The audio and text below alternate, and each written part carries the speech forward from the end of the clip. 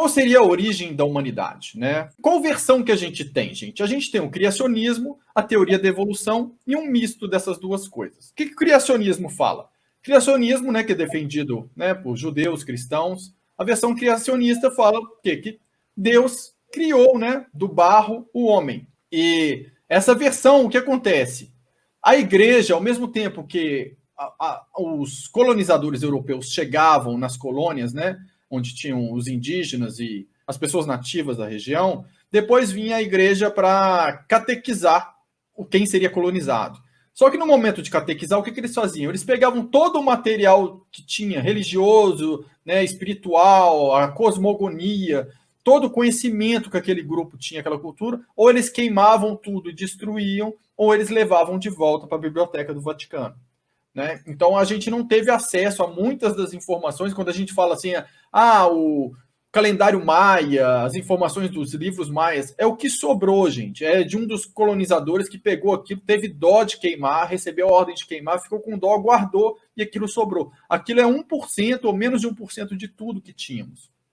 Então, sempre que a igreja chegou nos locais, a primeira coisa que fazia era queimar os vestígios de outras versões, de outras civilizações, alegando que eram heresias, né? Então chegaram, queimaram as provas todas as provas não, o material todo das outras culturas, e assim perdemos muito material de culturas que falavam que tinham seres mais evoluídos, que tinham vindo dos céus, que tinham ensinado a eles várias coisas, tinham trazido coisas de tecnologias altas. Então a versão criacionista foi a que ficou, não porque as outras todas foram apagadas, né? Então sobra a versão do colonizador.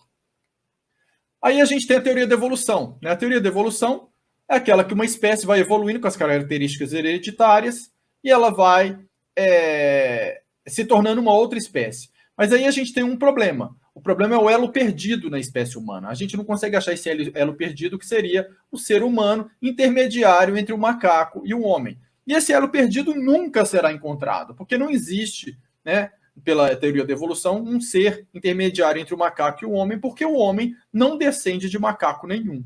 Né? Então, essa teoria da evolução ela é totalmente falsa. Aí a gente vai ter um misto, que é o quê? A gente encontra ainda alguns vestígios de antigas civilizações que falam que de deuses, né? Mas não estamos falando do Deus, né? Da natureza, do universo.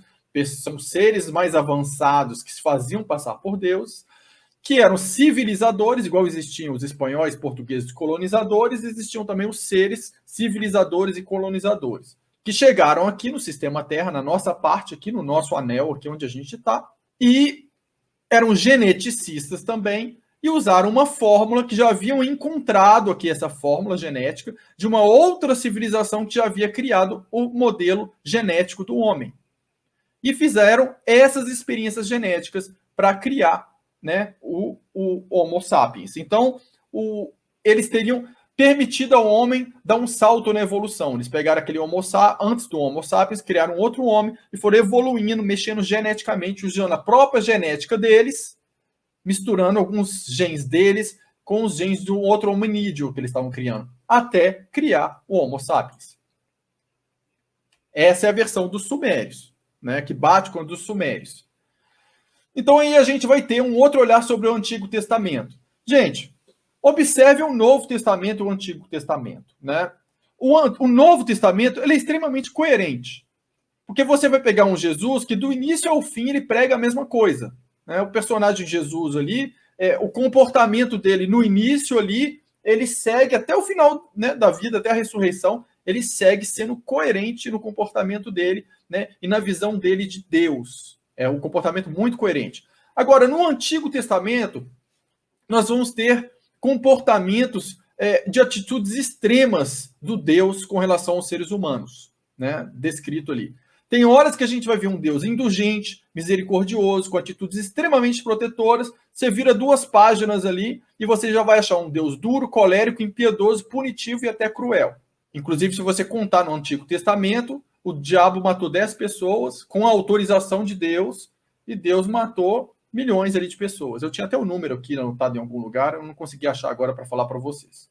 Então, é uma quantidade, assim, absurda. Então, esse Deus na fase dele colérico, impiedoso e punitivo, que é totalmente diferente do Deus indulgente, misericordioso e com atitudes protetoras. Por quê? Gente, quando a gente compara essas duas atitudes com a do Deus que o Jesus nos apresenta, o Deus do que o Jesus nos apresenta, ele é totalmente coerente. O do Antigo Testamento tem horas que parecem duas personalidades num Deus só, né? Como se ele fosse bipolar ali, né? E isso que eu estou falando não é nenhuma heresia, não, tá, gente? A gente vai ver por que isso acontece e porque, na verdade, não estaríamos falando do Deus mesmo. De quem estamos falando, na verdade, aqui. Então, o que acontece nesse sentido, né?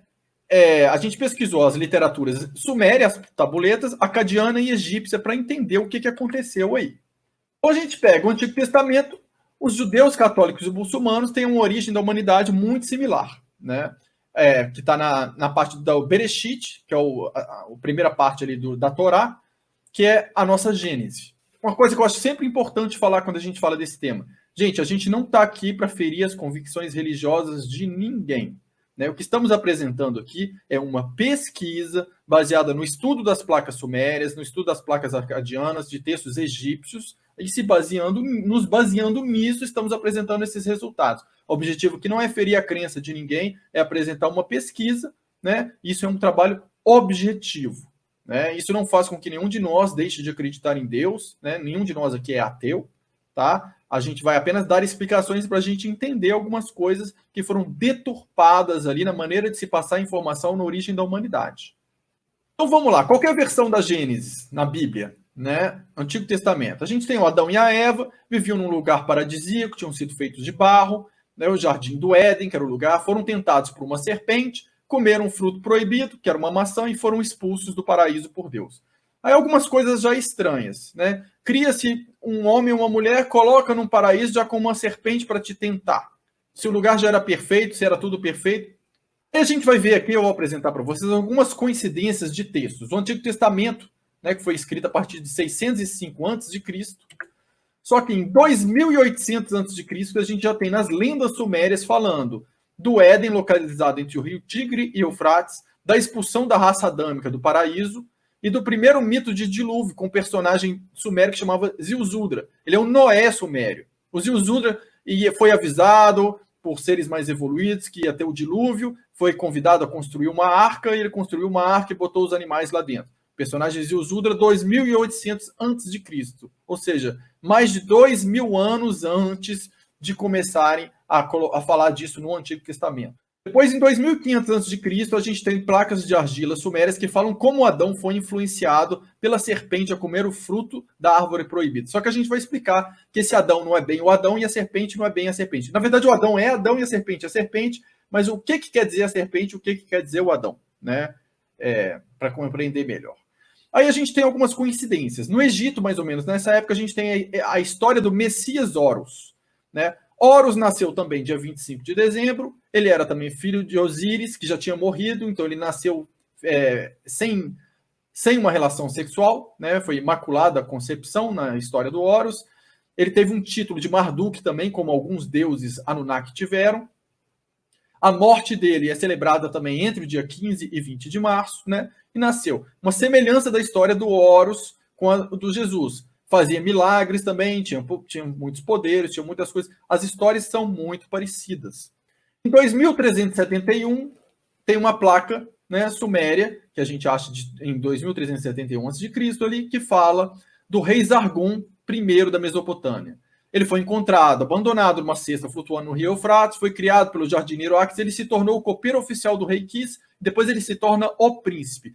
A história dele, gente, é muitíssimo semelhante, para quem lê nas placas, à história de Moisés. A história dele é muito parecida com a vida de Moisés. Aliás, tem duas grandes semelhanças da vida de Moisés aí a serem pesquisadas. Uma é a vida de Moisés com a do rei Sargon I, da Mesopotâmia. É muito interessante, porque a história de vida é praticamente a mesma, quando você vê lá a história. A outra é com Akhenaton, né, o faraó egípcio. São histórias muito semelhantes, teoricamente na mesma época, tem detalhes ali diferentes, mas dá para ser, quem quiser pesquisar isso, pesquisa, porque é muito interessante. Então, o que aconteceu, gente? Muita gente acha que foi Moisés que escreveu a Gênese, né? Essa interpretação judaico-cristã. Mas o que aconteceu na interpretação histórica? A gente não tem prova nenhuma que foi Moisés que escreveu a Gênese, Mas vários historiadores, temos provas históricas e vários historiadores, eles contam o quê? As narrativas do Antigo Testamento, né, eram transmitidas de maneira oral, né, pelos hebreus.